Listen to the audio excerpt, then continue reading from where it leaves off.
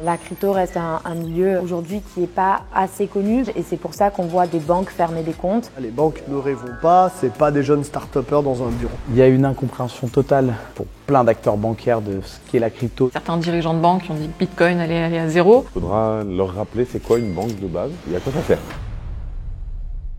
On a vu encore très récemment, malheureusement, des gens qui se font fermer leur compte parce que parfois simplement ils ont acheté de la crypto. Qu'est-ce que tu penses de ça? Changer de banque.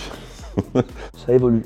J'ai pas envie de dire que ça n'a pas changé parce que quand même aujourd'hui il y a des acteurs qui sont un peu plus pro-crypto que d'autres. La crypto reste un milieu aujourd'hui qui n'est pas assez connu, pas assez médiatisé comme on le disait. Il y a une incompréhension totale pour plein d'acteurs bancaires de ce qu'est la crypto, de ce qu'elle représente et de ce qu'elle permet de faire. Cette incompréhension elle est due surtout à un manque d'information et aussi à des groupes qui sont énormes et qui restent sur des positions parce que faire bouger un grand groupe bancaire c'est pas faire bouger une petite PME. Ça, disons qu'on pourrait naïvement juste dire oh là là, c'est les banques, elles sont réactives. Oui, après les banques ne rêvons pas, c'est pas des jeunes start-upers dans un bureau. C'est un lobby qui donne pas vraiment son nom, c'est partout pareil. Pendant très longtemps, le secteur bancaire a toujours fait pression à toute forme de concurrence. Ça s'est un peu ouvert avec des solutions néobanques type Revolut. Je pense que déjà Revolut c'était l'ouverture de la boîte de Pandore, mais même avant ça, PayPal. J'ai beaucoup travaillé avec des banques. Elles ont une posture très ambivalente sur la crypto. Ce que ça veut dire, c'est qu'elles vont avoir parfois des discours en externe qui vont être anti-crypto. Tu vois, je pense à certains dirigeants de banques qui ont dit que Bitcoin allait aller à zéro, tout en ayant en interne une vraie réflexion et des vraies batailles de politique interne d'ailleurs au sein des banques sur est-ce qu'elles doivent sortir une offre crypto ou pas. C'est vraiment pas évident, même du point de vue des banques, parce que j'ai vu en fait des personnes se faire refuser des investissements en crypto-monnaie alors qu'effectivement c'est leur argent.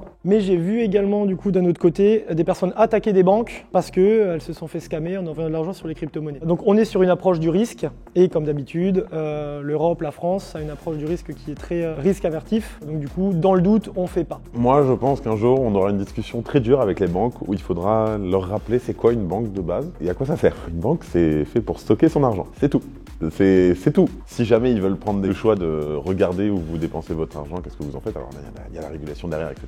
C'est peut-être le moment de changer de compte bancaire. Je pense qu'il y a beaucoup encore de vieux idéaux qui sont bloqués sur des idées que la crypto-monnaie c'est des arnaques, c'est fait pour du blanchiment d'argent, ou même des gens qui le maîtrisent pas. C'est peut-être ça aussi le problème. Mais ça avance. Moi je pense que ça avance dans le bon sens. Je trouve que c'est dommage parce que ce qui manquerait en fait, ce serait une pédagogie autour de ça. On voit un client qui veut faire un gros investissement en crypto-monnaie, c'est son argent. À défaut de le bloquer ou de l'autoriser, si on a un doute, on peut également l'appeler pour être sûr qu'il sache ce qu'il est en train de faire et au moins qu'il soit conscient des risques. Je pense que c'est notre devoir à nous d'aller pousser ces instituts-là, aller leur expliquer, aller les former, aller leur montrer les bienfaits de la crypto au sein de leur industrie pour qu'on arrive à une adoption qui peut être globale et qu'on ne se retrouve plus avec des comptes bloqués parce qu'il y a de l'argent qui arrive d'un endroit. Ça passe aussi par de la régulation, même si en Europe aujourd'hui on fait sans doute trop de régulation. Ce sont des business qui veulent limiter toute forme de responsabilité, qui veulent se faire bien voir aussi peut-être par d'autres business, par les banquiers centraux, etc. Et donc ils préfèrent se mettre à dos une certaine clientèle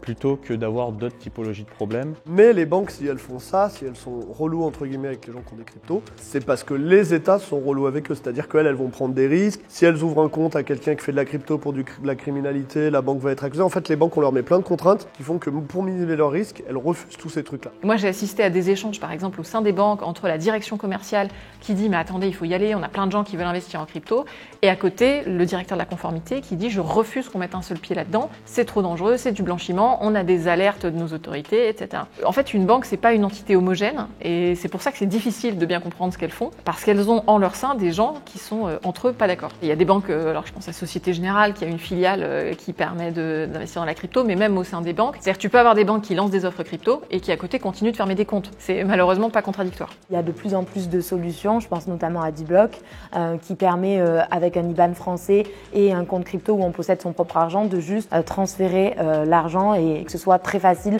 de sortir son argent ou de rentrer son argent dans l'écosystème crypto. La crypto est le milieu probablement le plus capitaliste au monde. Je pense qu'il ne faut pas politiser une technologie. Ça correspond à ce qu'on pourrait qualifier la... Donald Trump, il s'en est clairement servi pour un argument politique. Je considère aujourd'hui que les représentants de gauche français, à des exceptions près, sont dans du divertissement, du clientélisme, de la bêtise pure. Les cryptos ont une image justement très spéculative qui fait très peur à gauche et qui irrite.